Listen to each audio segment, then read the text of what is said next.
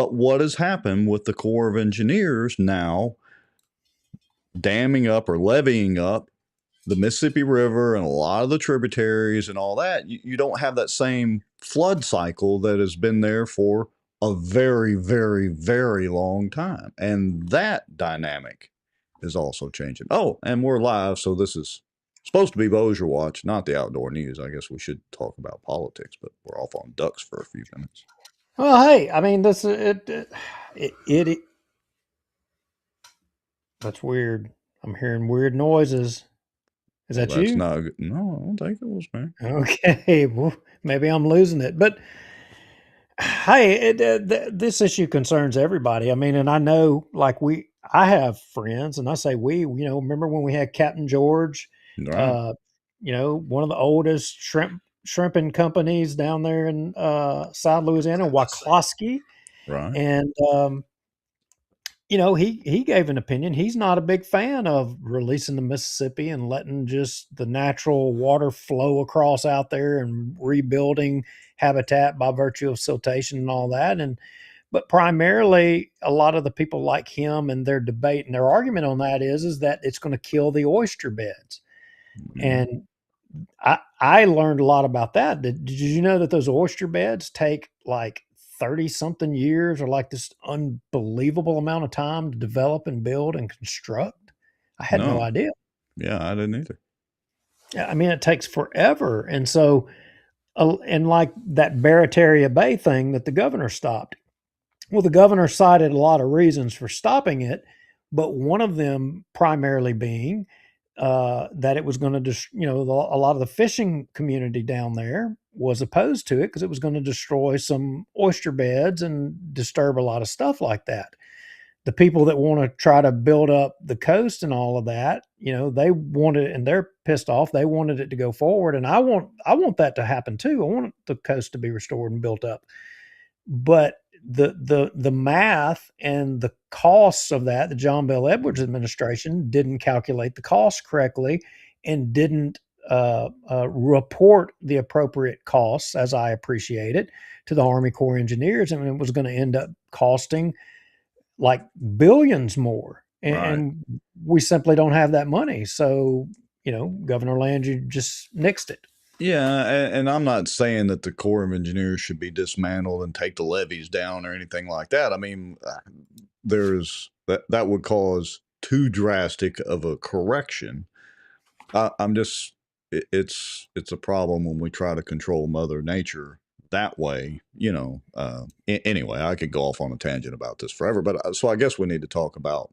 Well, number one, it's Thursday night, not Tuesday night.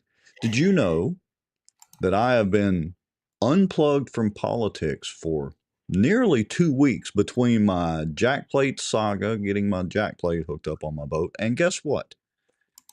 I really like my GMC truck. It's 2015 model. It's paid for. It's been a good truck, except the transmissions.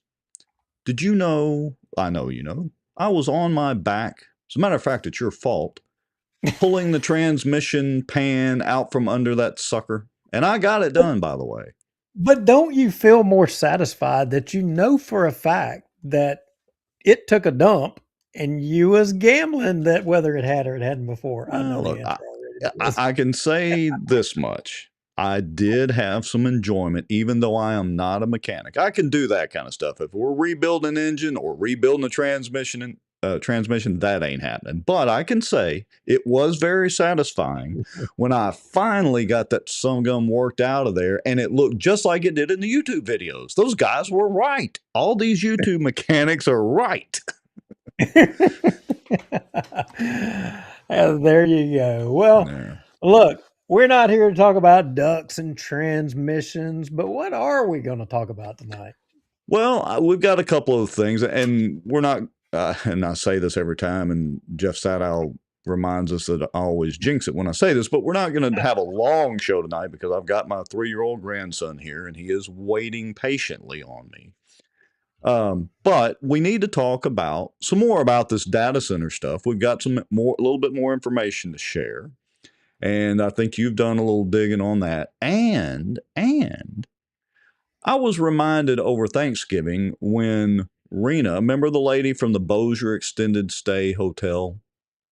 Oh yeah. Down there, Hamilton Road and I-20 Yeah, there. where the Bossier City Mafia went in there, Gestapo tactics, and shut them down. We'll talk some more about that and remind everybody about that. But she sent me a happy Thanksgiving text message, which I thought was pretty nice. So I got to thinking about it, but I hadn't had time to dig back into it. Well, as it turns out, there has been a federal lawsuit filed against the city of Bossier over that hotel and how that whole situation was handled. And it is something to read and something to behold. So we're going to touch on that a little bit tonight. And we have something exclusive to share. It is a leaked memo from the city of Bossier. I'm just going to leave it at that. A leaked memo from the city of Bossier. Okay, so y'all all text each other, city councilmen, city employees, and say, "Hey, they're going to leak some secret. You got a mole. They're fixing to leak something. Those jack wagons are at it again. You better get on and pay attention." We hadn't done this in a long time, so we'll see how it turns out, and we may be the next target of lawsuit. We'll see. So anyway, that's pretty much what I got tonight. And then if somebody's got something in the comments they want to talk about, or you do, or whatever, we'll touch on that too. So, well, hey, the town of Benton had the Christmas parade and all, and that thing went off without a hitch. It was good. A lot of people went, had a good time. I think the city did a good job, and they're. Of course, there's some people who make some criticisms, but well, let me expand on that a little bit. I heard this rumor, Duke Lowrie. So you're a Bentonite up there. I heard this rumor that there were no city workers that helped with the parade. None were seen. Well, somebody, I understand, did articulate that they didn't see, but I don't know how that whole thing would have happened without a city employee being involved. I'm scratching my head trying to figure that one out just a little bit. Yeah, and if y'all want to know more about what we're talking about, go to Chris Redford's Facebook page. He does some very interesting videos sometimes, but he's got a pretty good one up about that very subject. So anyway, y'all check that out. All right, do we want to go ahead and do a break and all that and do the intro, or? Yeah, let's do it. That'll give me a chance to share a couple of places and invite a couple of people to come on and watch. We like that all of y'all, there's about 50 of you here already. We appreciate all of you being here, but we want to try to inform as many people as we can. Heck, the numbers may go down after the break. Who knows? Yeah, we might y'all may quit watching. Yeah. So, all right, well, I'm going to punch the button here, folks. Y'all know what to do. Go grab your popcorn, get your stiff drink ready. I'm going to hit the countdown button. We will be back in about 2.5 or 3 minutes. And like Duke said, y'all share the show out and text your friends and city council people and text Tommy the mayor too. Let Tommy know we're on tonight. Here we go.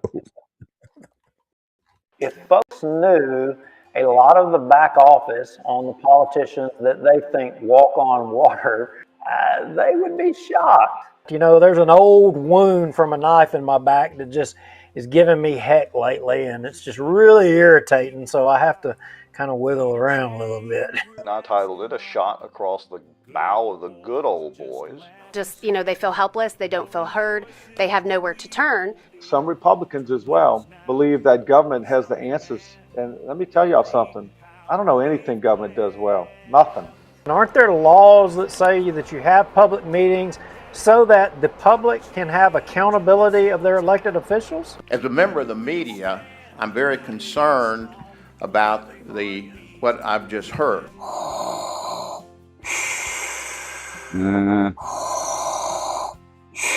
Well, I'm not thinking Star Wars at all. I'm thinking zombie apocalypse. Oh, folks coming from the border down there? Yeah, it's going to border. It's actually going to Mexico, buses. Doesn't mean they interpret it the same way that I do. For instance, the Second Amendment. I take it very literally that's been interpreted different ways in the court system all the way up to SCOTUS. We're still right now combined on both pages and YouTube at 264 people watching. That is amazing, folks. Through conscious shocking actions, which in turn would enrich sitting city council members Scott Irwin and David Montgomery Jr. In theory, you know, it's an every week thing. We got to double check and make sure it's like a miracle any of this actually works. This live broadcast is brought to you by the Outdoor News, fishing and outdoors for our area. Acadiana Mortgage, over 25 years in the mortgage business. Pelican Training and Consulting. Reach out to Julie Ferris. Smarter Geek, making technology easier. And folks sharing information and watching out. Now, grab your popcorn and a drink. Here we go. And we're back. Well, I'm just wondering what strikes everybody's fancy. Do they want to talk about data centers or do they want to talk about lawsuits in Bossier City? They're two hot topics. The lawsuits, I don't know that it's mainstream and people are as familiar with that, but I do know that everybody's talking about data centers right now. So I don't know. Do you have a preference? I say let's dive into the data center stuff. That is a hot topic. There are lots of questions out there. I think we've got some video here in a little bit from it was KSLA or whoever, and I think Keel had some sound bites or whatever from some Shreveport officials on the whole data center ordeal that's and drama that's playing out over there that may spill over onto this side of the river. So I say we do data center first. Okay, data center it is. Well, let me get to where I'm paying. Hey, we had notes. You started on notes, I right? started some notes, and I'll kind of kick us off while you're catching up there. So I'm gonna share out an article by John Settle over at Settle Talk. He also, of course, owns the Inquisitor and all that. But he's look, it just seems to me, I haven't talked to John about this. He seems to be pretty much on board with the data centers. And I want to be clear, and Duke, you can chime in on your stance as well. I am not anti-data center. I am not anti-technology. Of course, I am pro-data centers and pro-technology, but I do have some questions and reservations about the actions of our elected officials and some of these incentives and things that may happen because of these data centers or any other business for that matter that may come into the area. All right, so Settle's article is about generator noise is not a deciding factor in the new data centers. And he opines that while it's true many of the first constructed data centers were powered by on-site generators that ran 24/7 and produce sound and noise above the operational sounds and noise of electrically powered facilities. That was the early days, and the state-of-the-art ones like the proposed one for Shreveport have generators only for backups in case of power, blah, blah, blah. All right. So what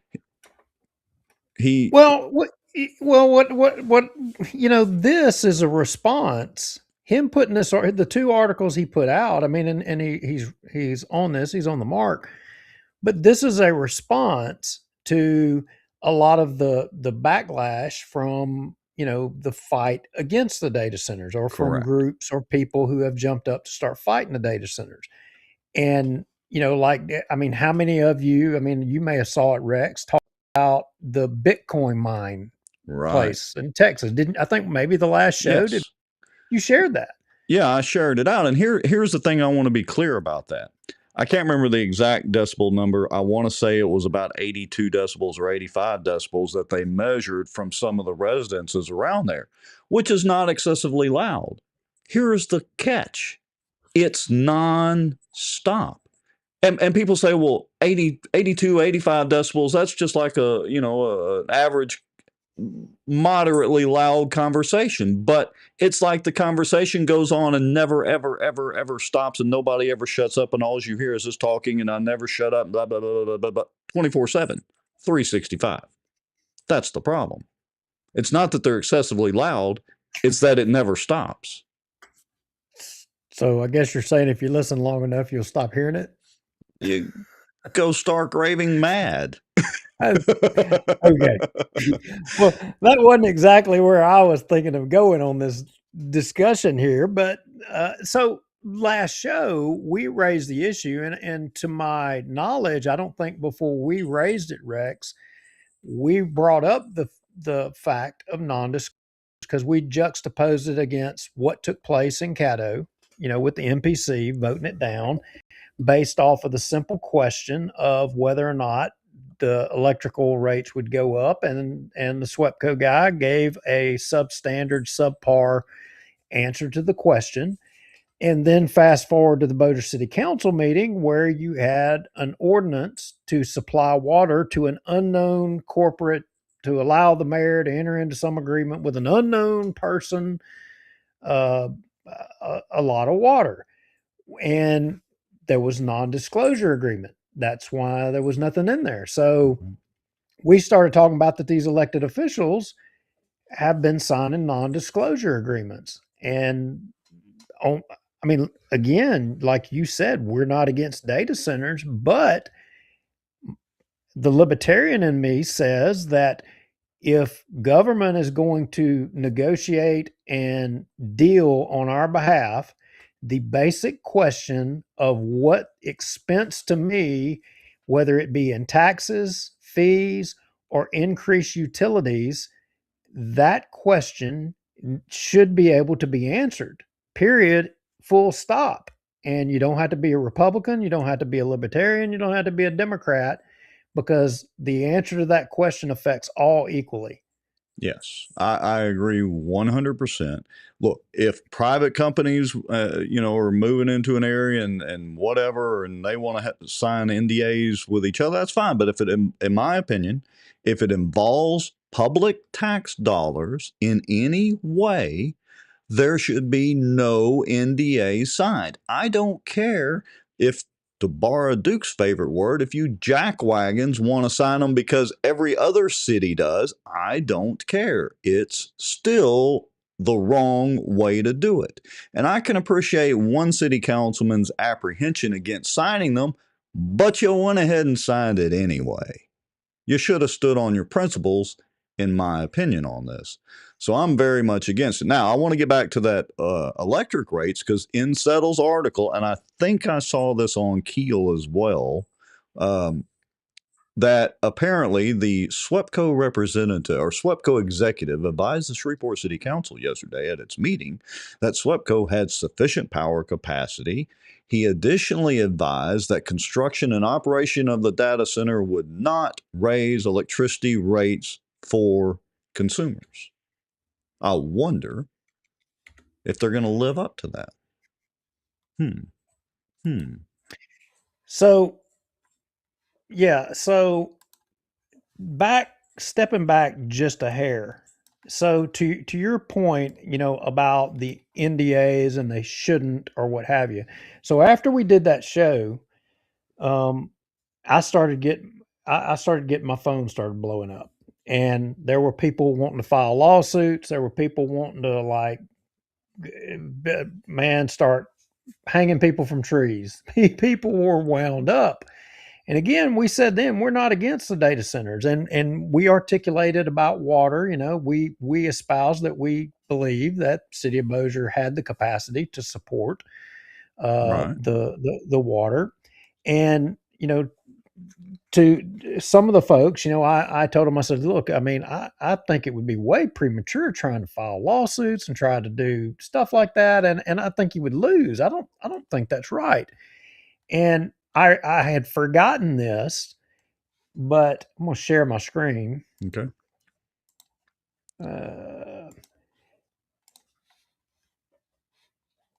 Okay, let's see if I can do this. You ready for me to share yours? Yeah. Okay. Well, hold on. I have to tell it which camera. Just a minute. There we go. Duke screen. Oops, I just lost you. Oh, there we go. There we are. Yeah. So as it would go on, what I want to share here is in 2024 by Representative Stephen Jackson out of Shreveport, you had a bill, HB 461, And HB 461 provides for an exception for documents related to economic development negotiations by local governments to require certain procedures and notices, to provide a limitation on the amount of time certain information regarding negotiations may remain confidential, and to provide for related matters. Basically, there's a law on the books that provides for the ability of local governments to do NDAs and not have to discuss all this stuff. You can kind of read all of this right here. Yeah, and I want to be clear. I've never said that it's illegal or it's against the law or whatever. I just think it's shady that they do it because it's not. This law doesn't force them to sign NDAs. It just gives them legal cover if they choose to sign the NDAs. They don't have to, and they shouldn't, Right. in my opinion. Period. And I don't want to hear the crap about, oh, well, we will lose our competitive edge because we have to compete with these other cities. None of them should be signing NDAs. Well, listen. So I went a little further on that point, and there's one part right in here that there's a time limit on the NDAs. So as I appreciate it, 12 months, and when they sign it, it's good for 12 months. It can be redone, but after 12 months, they're out of it. But to the point of you were just articulating about companies, requiring them or to. So here's the explanation I was given. I asked why, and the answer I was given was that it's the companies that are seeking this non-disclosure agreement, and the reason that they're seeking, to not publicize what they're doing is it gets into this corporate espionage type thing Right. at this scale. It gets into where other companies that have a competing interest will go and take actions to start trying to throw a monkey wrench, you might say, in the activities or the negotiations to try to stop it from happening, to not make them suffer a loss or them to be able to get the business somewhere else or something to that effect, right? Right. Well, interestingly, so I've been kind of watching the tea leaves a little bit, and there was a little bit of a dialogue that was going on one of the social media pages over in Shreveport, right? And we all know our good friend Matt Kay. He's the chairman of the Caddo Parish Republican Executive Committee, highly active in politics. And I seen he had made a post. I challenged him and I said, "Hey," I said, don't you believe that these elected officials have an obligation to tell us all whether or not our electric or water or utilities are we're going to bear increased burdens?" And, he kind of wavered around. He didn't really address my question. And then all of a sudden, these other people started weighing in, attacking him. And I guess they thought I was a liberal too or something. I don't know. But these are definitely liberals because by the end of it, they were calling Matt a Nazi. And and Okay. I couldn't. That was a line too far. I can go to saying to my Republican friends that, hey, don't we think that we need to be able to answer that basic question? But no, I'm not going to be on board when you start calling people Nazis. And so then the script flipped a little bit. But it became apparent to me after starting to look at all the comments and the commenters that it was a lot of environmental, the tree hugging type folks that were the ones that were making all of these attacks, which was an interesting dynamic because we've always heard that it's always the Democrats and the leftists that are on board with the Silicon Valley thing. But then here it is. It seems like all the conservatives and Republicans are now full-throated AI and tech. Oh, I know. I thought everybody was supposed to be mad at Elon Musk now and Jeff Bezos and everybody. And, Republicans, we're supposed to hate them. I mean, I don't. I respect them because, well, they're billionaires. But from business standpoint, but I want to point out a couple of things. So, and I'm going to publish, I've got a white paper done. I'm going to publish this on Bossier Watch, but most of the time the subsidies don't directly influence the corporate decisions. Most of the time, by the time I mean, it's got some weight in it, but most of the time I've been through one of these deals before, and the subsidies are not what attracted us to move an entire manufacturing company. All right, they're not. It was the availability of space and a few other issues, some financing promises by, low interest financing promises by the local banks. That's what influenced it. And when the politicians came in with these other deals, it's like, well, okay, if y'all want to offer that, that's fine too. The other thing is that secrecy increases the likelihood of waste, inflated job projections, and hidden public risk, because we've all seen it. Now, our good friend Mike Eccles has been touting the Meta data center over in Richland Parish. And look, it's a big project. It's a good project for the area. There's a ton of construction jobs for that, and it's going to help out. And I looked up the infographic that Meta's put out and white paper that they put out, and they're citing for that facility for there to be around 500 permanent jobs.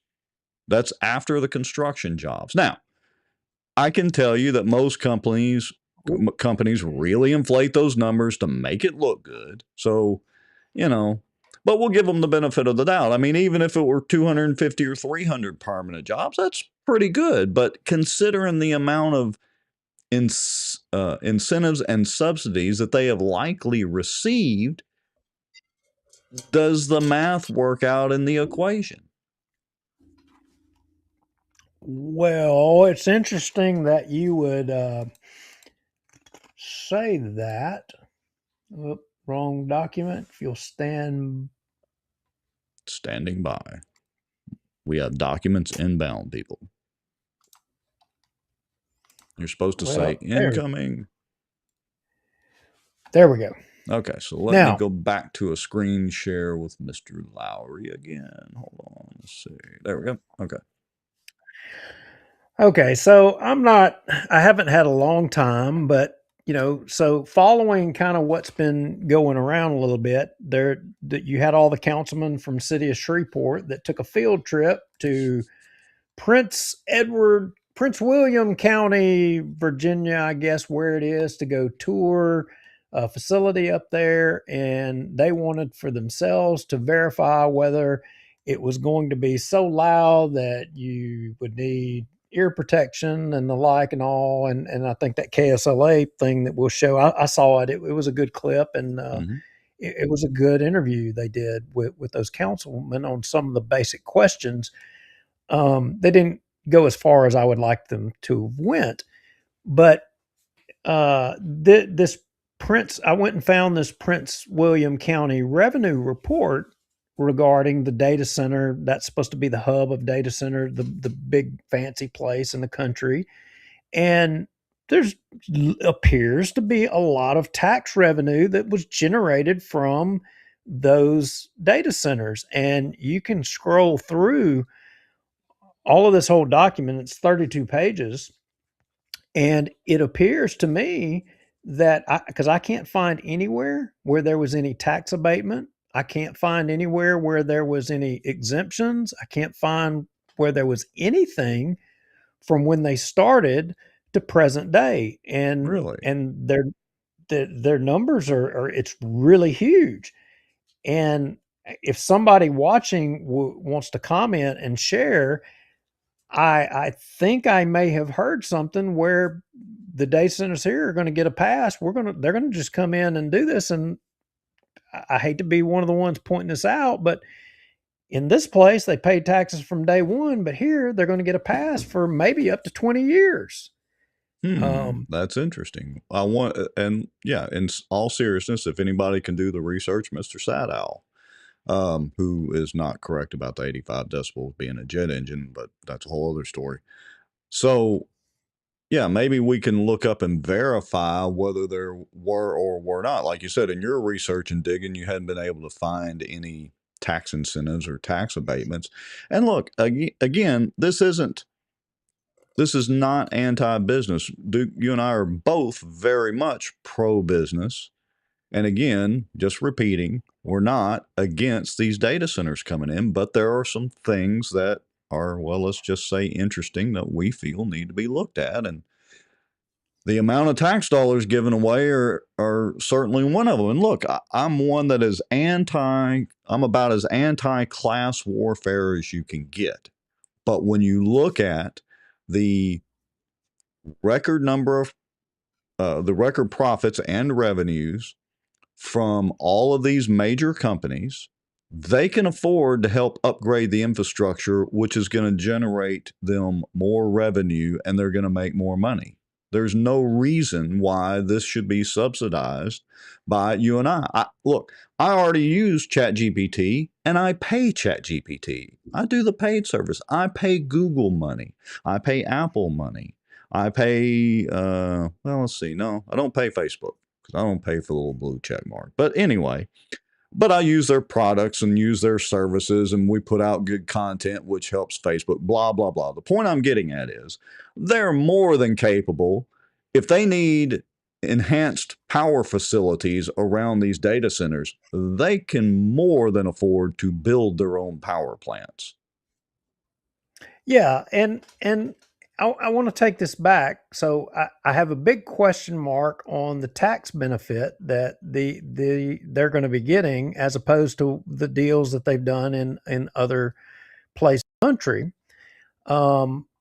So I want to address the water thing because when I was getting those calls, there was a little bit of discussion. You know, someone was saying, "Well, I've not seen a water study out of Bossier." Well, I disagreed that, you know, I think that there was a water study. In fact, I recall it in the debate on the water line going to the port.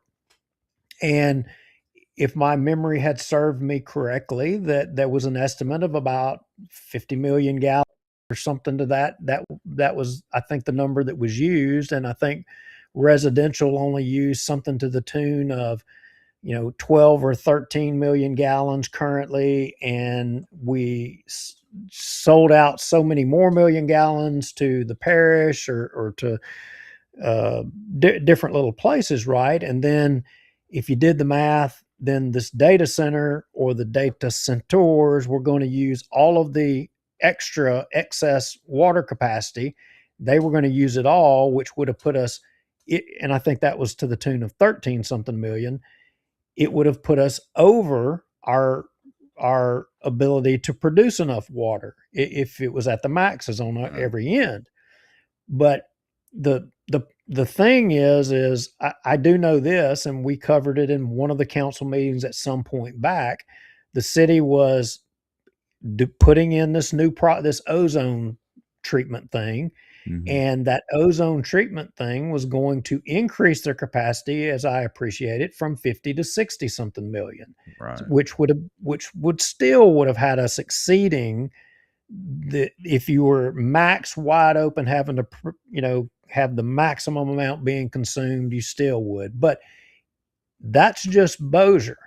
Now that still leaves the question of Shreveport, because if Shreveport, and I'm going to say this the way it is, if they had to give up sending water to Barksdale Air Force Base because they were having problems producing enough water to support the city of Shreveport, I'm dying to know how they're going to produce enough water to support the data center over there. But let me just give you the redneck perspective on it. So Cross Lake probably has, I don't know, 25 to 35, 40 billion gallons of water in it at any point in time. And when it rains and runs over the, you know, goes through their little system and runs over the spillway and all that excess water. I saw that statistic, 42 something was the 42, whatever was the measurement. Right. But if you're going to use that, then what are we going to do with, is it Dallas over there that's trying to pull that excess? I don't We've think got to. Dallas is trying to pull it from Cross, but I know Dallas. Well, here's the thing to remember about Texas. What is it? Texas Seven only Pines. had, Lake Seven of the Pines. Pines. Lake of the Pines. Yeah. Lake of the Pines, but Lake of the Pines only vaguely indirectly feeds Cross. It doesn't directly feed it at all. It feeds Caddo. But even the truth is, a few million gallons of water out of Cross Lake, it's a drop in the bucket. 1 billion gallons is 1,000 million gallons. Well, So you're not gonna. It's like the whole debate of them pulling the fracking water out of Cyprus, and everybody was going ballistic over that. You're not even gonna notice that.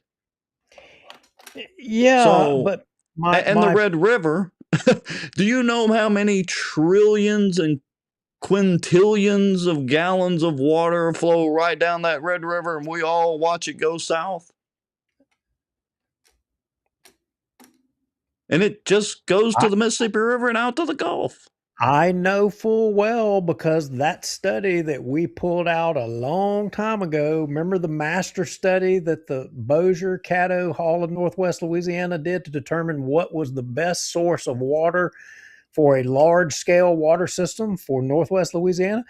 It wasn't any of the lakes. None of the lakes met the need. The only water source that met the need was the Red River. Yes, I do remember that. But the point I'm getting at is, and we've been here before, and Oklahoma and Texas have already been going at it, but we're fixing to move fast into a states' rights issue here. That's what's happening.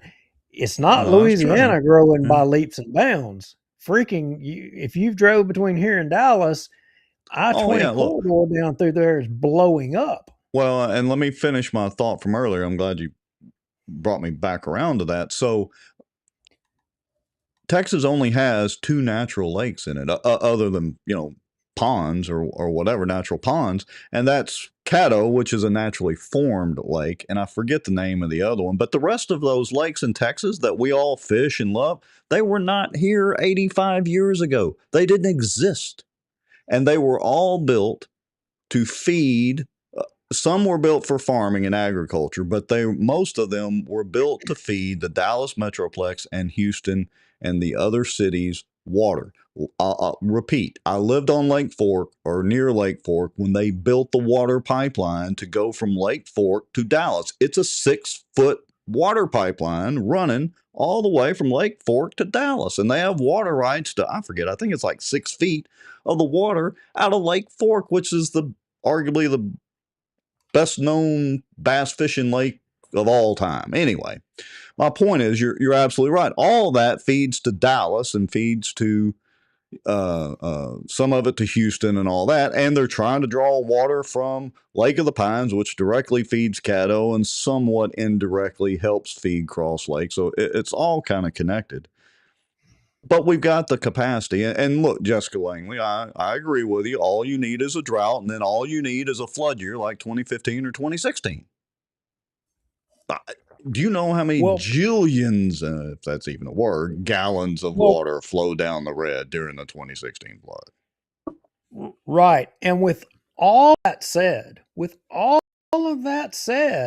I still contend we, more so than anywhere else in the country, maybe with the exception of some places that are right adjoining the Mississippi River, are in a great place to do this because of our resources.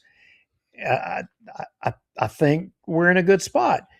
But unlike, and I would love to hear Mr. Eccles' take on this. I should have called him and tried to get him on the show to talk about this, because the mediciner over there, as I appreciated, is not being water sourced by a surface water source, but rather from drilling freaking wells. Ooh. They're drilling wells, taking water out of an aquifer and out of the ground to support that thing.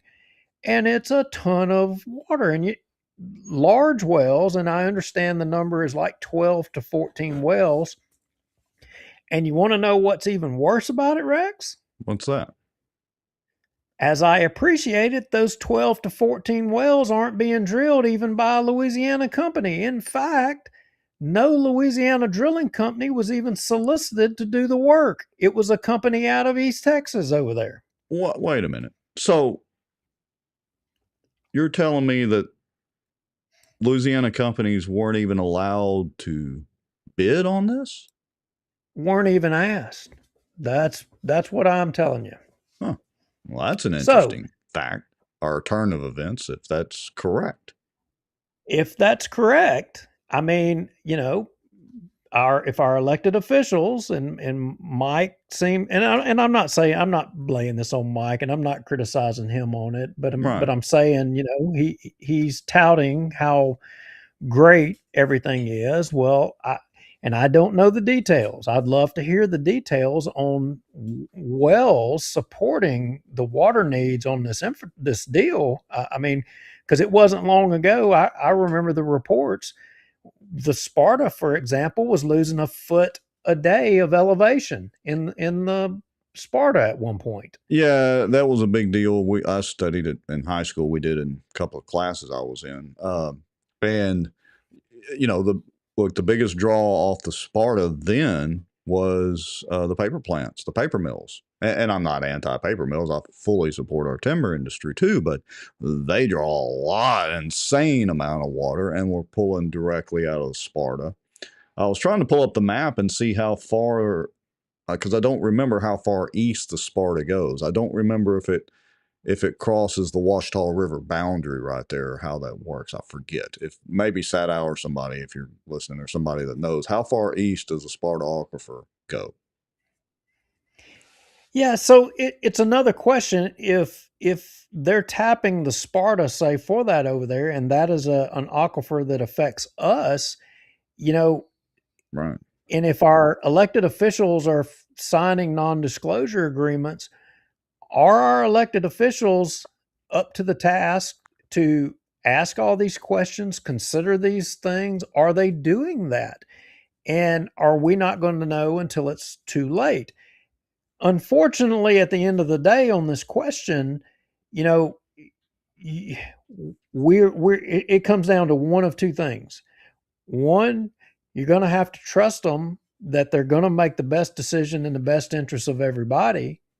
And then two, if it turns out they were wrong, they're going to have to own it. Yeah. And part of owning it is you holding them responsible. Right. Case in point, Bossier City.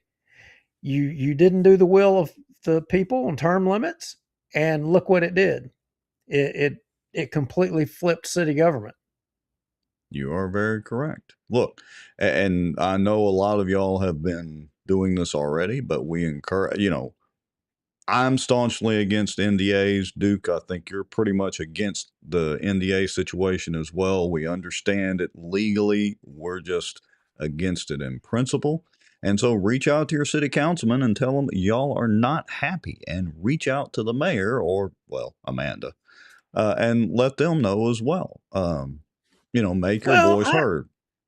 I'm not saying go beat up the elected officials. I don't know if I agree with that. That you Okay. call them and you start pounding them. Well, I'm how just else are you saying. going to affect change other than lawsuits and going to the ballot box? Well, what they can say, they're not bound to say, are my water rates, utilities rates going to increase as a result of the decisions you're making on the business that you're allowing the mayor to enter into an agreement with? It's a simple yes or no question. Additionally, will my electric utility rates go up? They're going to say, I can't answer that. I'm not SWEPCO. Okay, well then the politician's responsibility is to have what's his name, Corbin or whatever, standing in front of them answering that question. I mean, they can answer those questions, and if they don't answer those questions, then I would say then you got a Then problem. we can get out the torches and pitchforks. Then we can get hang them high. Those are but I don't understand why they don't just come right out and answer those questions. I don't get Because it. they Why don't know. They're guessing, do Duke, this? and they're just doing what all the uppity ups tell them. I mean, it's, they don't know. Yeah, but going to screw up a good opportunity, and for those people that on the electric stuff, we'll share screen again. Okay. Let me stop sharing that. Share screen. So if you, well, yeah. All right, So if you think that you can go and find all of the records, Public Service Commission covers everything regarding utilities and all. And guess what? Confidential sealed documents can be filed with the Public Service Commission. All right. And look, Miss Ruth Pope has a good point. She says, I think we're all against NDAs, but the stage was set by our state legislators with HBA 461 by Stephen Jackson. That doesn't force them to sign NDAs, Miss Ruth. I agree with your point and your premise, Miss Ruth, but it doesn't force them to sign the NDAs. There's nothing that says they have to. They can just refuse to do it. Say, we're not going to do business with you if we have to sign an NDA. But anyway, I digress. I could beat that dead horse all night. Yeah. So I would take with a grain of salt a lot of the criticisms that there's a lot of people out there making, saying, oh, it's already built in. You're going to have a 35% increase in electrical costs. I went on the Louisiana Public Service Commission trying to find rate increases. I did find something where they're trying to get or have an increase thing to where they can cut more transmission lines, because they got a bush hog and clear and all that crap that they're wanting to clear more, all that stuff. And we've got a ton of that information on there, but I didn't find anything that would result in a 35% increase. Maybe I missed it, and maybe somebody watching the show can produce it, but I couldn't find it. Is it a fact that some documents are sealed that are filed with them? Yes, that's true. There are. Could it be in that? Maybe. I don't think it is. Maybe. But I would be shocked if SWEPCO passed on something like that. And if an elected official allows us to go forward without asking that question, and it does, then guess what? They're going to have to go to the House, and you're going to have to hold them accountable. That's how this works. That's your course of action. Yep, I would agree. All right. Speaking of Virginia and that area, we're going to talk about Delaware too. We're just over there on the East Coast. Isn't Delaware on the East Coast too? I know about Delaware. That's where if you've got a company and you want to do things on the lowdown, you go get you a Delaware company. That's what you do. Yeah. You ain't heard that? I've heard that rumor before, but I didn't really think it was going to apply to Bossier Watch, but apparently it might. We'll see. Well, we just need to go get us a Delaware watch. That's right. Yeah. We just need to file as a Delaware corporation. We could be legitimate instead of illegitimate. Delaware Watch in Bossier City, live. So here's the deal with all this. All right, let's move into this. I'm going to play this video. We've shown it before. I think it was around show 237 or something like that, lights out. All right. Most of you may remember, or some of you may remember, the Bossier Extended Stay saga. So I'm going to roll this video and we'll get into talking about this. Thanks for joining us at 5. I'm Bisky Duncan. Bossier Extended Stay and Oyo Hotel are facing utility issues after Bossier City notified both establishments of a code violation that prohibits short-term stay facilities from having guests staying longer than 30 days. Now, one of the managers claims it was never an issue. After both businesses got power cut off on Monday afternoon, Bossier City says these businesses were cited for being in violation of code of life safety since they were not being used as they were intended for. Now, the city's code of Ordinance Section 18.1 says that the city's building official has the authority to make or order any disconnection or turning off of utility services if they find a reasonable cause that creates danger to life or property. Bossier Extended Stay's manager said they received 2 letters from the city's property manager saying their business was having guests using the hotel as a permanent residence. Now, since then, they started removing those guests. I don't have any customers stay here longer than 30 days. And for the new check-in and new customers, we even let only take up to 4 weeks payment. We roll it down the last day they can stay here on their receipt. I take care of it. So there's no violation. And KSLA News 12 was in the building when the electricity got turned back on today. And Bossier City says they are not sure what will happen with the utilities in the future. All right, so I'm going to stop it right there. Okay, so that's the little refresher. But a couple of key things. You know, this was about a year ago, if I remember correctly. And a couple of key things with that. First of all, and I think we talked about this before, Duke, we brought up the point that, well, I wonder if the city of Bossier enforces this 30-day rule. Have to be an apartment complex after 30 days. I wonder if they enforce that rule on all these out-of-town oil field workers and construction workers and pipeline workers and all that. I wonder if they enforce that. I mean, look, I remember going to Nikki's up there off of Viking or whatever, in that little hotel right there next to the Mexican joint or whatever. You'd have thought that was the Halliburton satellite office up there. Exactly. With the number of Halliburton trucks in the parking lot.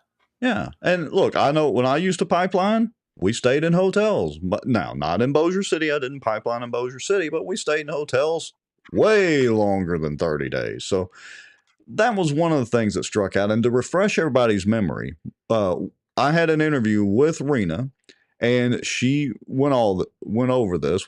We played it on one of the shows. And what struck me was when they cut the water off, the city cut the water off, the bill was paid in full. It wasn't even late at all.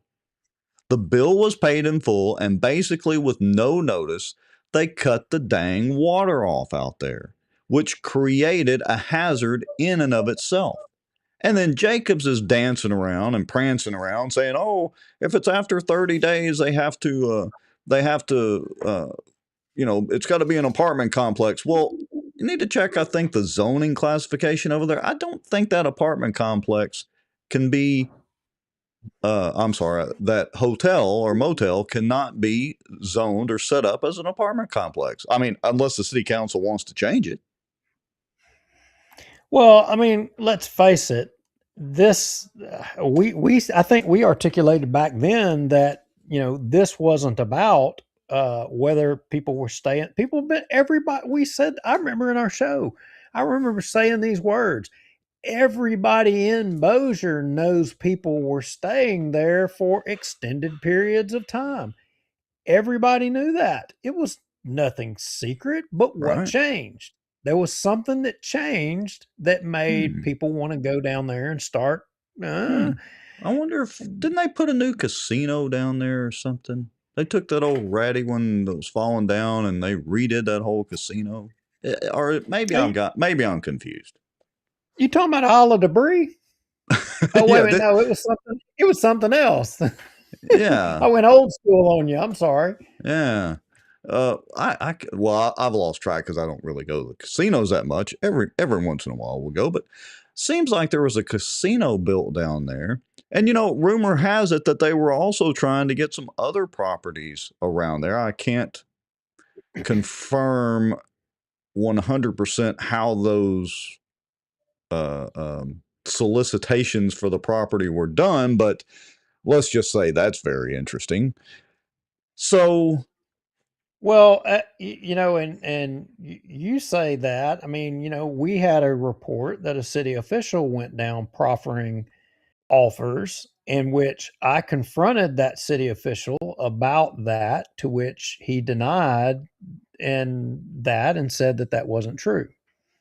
That is correct. It's just, kind of interesting. And here's what we were alluding to with the Delaware Corporation deal. So apparently the company that owns the Bossier Extended Stay has put that property up for sale, or at least I guess it still is. I'm not really sure.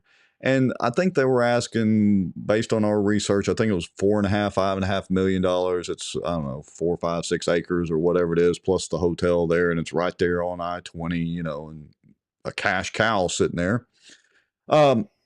apparently nobody bid on it because, well, it couldn't be turned into an apartment complex, number one, because of the way it's zoned over there or whatever. And number two, there was a lowball bid apparently submitted by Delaware Corporation. Did you know that, Mr. Lowrie? I heard that, but I hadn't actually seen it, so I'll take your word for it that it Well, was. and But what's the significance of a Delaware corporation? Do tell. well, sources say, so this is not confirmed because, you can only look up so much information on the Delaware corporations, but sources say that that corporation has some mysteriously close ties in the name of it to one of the casinos here in Bossier. How about that? Yeah. Who knew that Horseshoe would do something like that? I know. They're trying to expand across the interstate over there and encroach on Live Casino's property.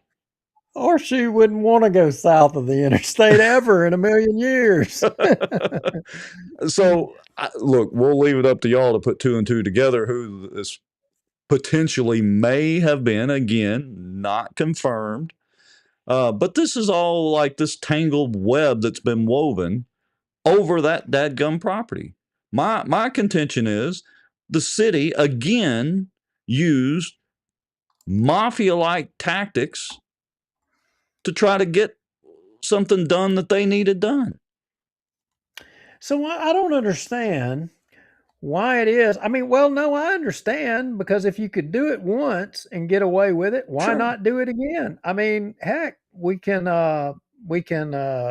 go send the popo down after dog kennels, at the direction of allegedly councilman and the city attorney, and get away with it and strong arm people. I mean, why not a little old people down here with a little hotel? Yeah, exactly. So this is the federal lawsuit right here. It is Maryton Bossier LLC versus the city of Bossier.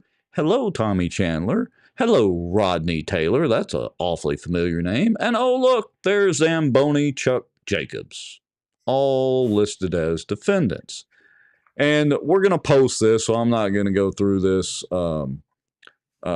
line by line, but let's just go through a little bit of the introduction. This action arises from Bossier City's issuance of a change in use notice, a cease and desist directive, and the termination of water and electrical service. And let me say, rumor has it that Bossier, the city, demanded that SWEPCO do an emergency cutoff. Like the building was on fire or something. Yeah, and additionally, SWEPCO ended up going back out, turning it back on, and said, "Piss on you! We're not going to play in this. We're not going to play in this sand pit." Right. Okay. Despite the absence of any life safety hazard and without providing a notice, a hearing, or access to any available administrative review process to contest the city's determinations, these actions rendered the hotel inoperable, caused the loss of all commercial and transient tenants, and resulted in a dramatic reduction in the property's market value. Oh, imagine that. Who would that benefit? I'm just asking the question. Could it benefit 7-Eleven? No. Circle K? No. Horseshoe? Maybe. Live? Maybe. The city's determinations were inconsistent with repeated fire department inspection findings from January through December 2024, each of which identified only minor issues that were promptly resolved. The December 4th, 2024 inspection confirmed that all prior issues had been corrected and that no life safety hazards remained. Independent construction expert Carl S. Cochran confirmed the same during his July the 16th, 2025 inspection. See their exhibit. Independent construction expert confirmed in October of 2025 that the hotel's ISO Class 3 non-combustible construction and overall condition did not support emergency utility termination. Despite those findings, the city issued a cease and desist on December 5th of 2024, instructed SWEPCO to disconnect electric service on the 9th, and on December 10th, again last year, terminated water service to the Bossier Extended Stay. We have not forgotten about this, Tommy Chandler and Chucky Boy Jacobs. We have not forgotten about this. So I'm scrolling through it myself, the document, and I'm just trying to get to the total number. Because what I want to know is how much of a loss are we facing as a result of? I mean, I got to say who it is. This ain't on the council. This would be on the administration. This is the mayor and the city attorney that I think have made all these decisions. So, what is the magic number? Where's it at? It's got to be in here somewhere, and it's got to be in the millions. I'm sure. I mean, now look, full disclosure, I've not gone through this entire document thoroughly. I do know there's been some scrambling in the city attorney's office, and again, we've got a leaked memo to show here in just a little bit. Wait a minute!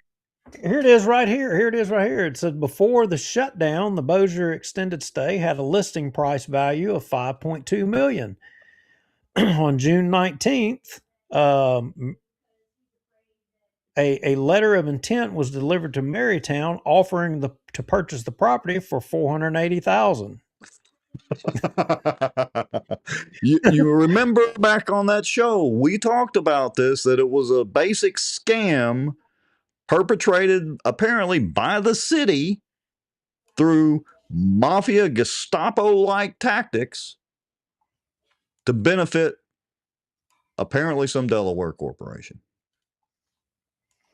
That's like, it says in here 91% property devaluation. Interesting. Yeah. Good one, Tommy. We're really glad that the mayor of our fair city, that's the message you want to send to potential businesses coming into town. Thanks a lot, Tommy. I mean, what if the data center people see this? What if they hear about this? Or are they going to have to worry about y'all getting tired of the data center and the noise and going in there like this and trying to jackboot them around? Is this the way you do business, Tommy Chandler? I'm still looking for the magic number of how much we're talking about here. How much all the taxpayers, how much is this calamity at City Hall going to cost this time? Yeah, thank goodness there's not a railroad crossing here, or we'd probably lose that too. Yeah, and Miss Ruth says she wishes the city council would step in and settle the Red Rover case. The problem is the Red Rover case was dismissed with prejudice. That's a problem. How does that happen? Wasn't that in district court? Yeah. But this will be federal court, so I'm not so sure that it's going to just get blown right out. Right. So yeah, and again, folks, we'll post this whole document here. Let's see. Do you know? All right, yeah, that's when you were reading section 55. I don't know. Do they have the part of the lawsuit where they pray for whatever the court can decide? I don't know. Let's see. I can't see it, but for some reason, when I looked before, $12 million jumped out in my head. So I think that's the burden that the taxpayers are looking at is, potentially $12 million. But I mean, this is potentially another Link Coleman deal. Yeah, could be for why don't they just go down there and offer the people a fair? Why don't they just turn the damn water back on and leave them alone? Yeah, good grief. I mean, I'm sorry. I'm not angry with you, of course, Duke. This just burns my rear end to know. I mean, look, I would like to see the place torn down and all of that dressed up or whatever, but I would like more to see let's not keep doing stupid stuff like this and treating people who have been here like criminals. I just I don't know. I don't get it. So what about this secret document? Because I'm intrigued on this secret document.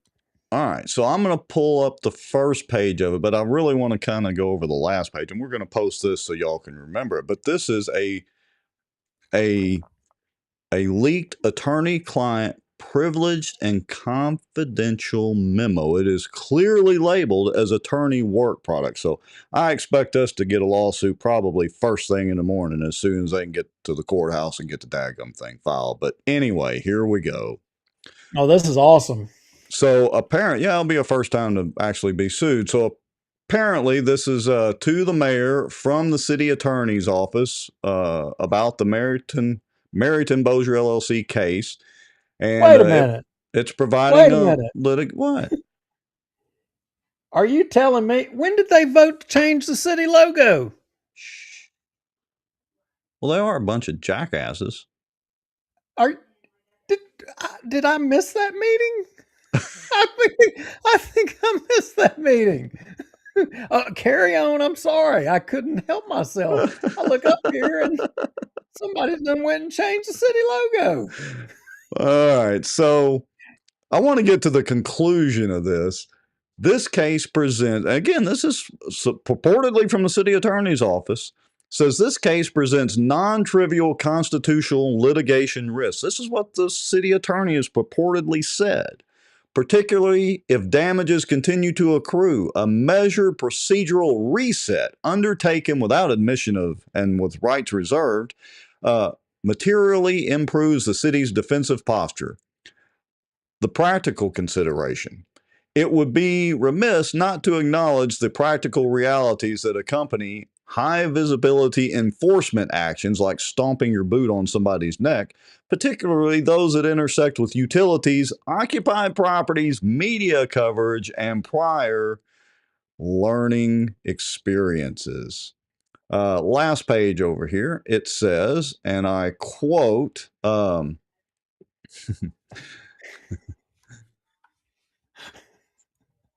put it plainly, the city must act now collectively to cover our butts. For these reasons, a controlled procedural reset is recommended because the city was wrong and because continued escalation increases the odds that future decisions will be made under oath rather than under advisement. Oh yeah, and those pesky Bossier Watch guys are going to talk about us even more. Recommended implementing the above steps promptly and to discuss execution details at your direction, prepared purportedly by the city attorney. Maybe that's the official logo for the city attorney's office there. That's what that's got to be. Yes. That's well, not the city. This is, there you go, boys. That's your new city logo right there. Y'all are a bunch of jackasses for cutting their water off. That includes you, Tommy. Nice guy, but sorry. You're a jackass for cutting their water off.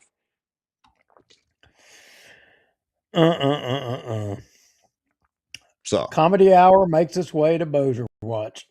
There's your Christmas present. Delaware Watch. Yeah. I forgot. There's your Christmas present, Tommy Chandler, and your administration. That includes Richard Ray, too. I forgot to mention Richard Ray. I hadn't had to say his name in a while. Well, speaking of Richard Ray, I got to think back about that. Was Jacobs not, down and out with medical during that time? And was it Richard? I can't remember. I think that was after. I think that was after Jacobs already came back. Because remember, that was after the term limits saga, wasn't it?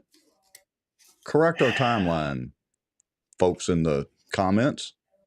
But either way, it doesn't matter. They could have taken corrective action when Jacobs came back. Let's assume he was on medical leave. When he came back, he could have looked at this and said, well, this is stupid. Y'all go turn the water back on. But oh no, let's double down and be bigger jackasses. Yeah. And yes, either I'm having fun calling them jackasses tonight. I can. Hey, okay, I got it. Got it. I'm getting off my soapbox. I got to go take my blood pressure medicine. Hey, and I did. Jeff Sadow sent me confirmation that that part of Monroe over there is part of the Sparta aquifer. So Yeah. if they are tapping the Sparta, and that's a good point, Robert Goodwin. How about the parking lot paving? I thought we were having some parking lot investigation thing or whatever. Yeah. Where are you at, Brian Hammonds? Where's your investigation at? Well, that is the number one viewed video we've ever produced on Facebook.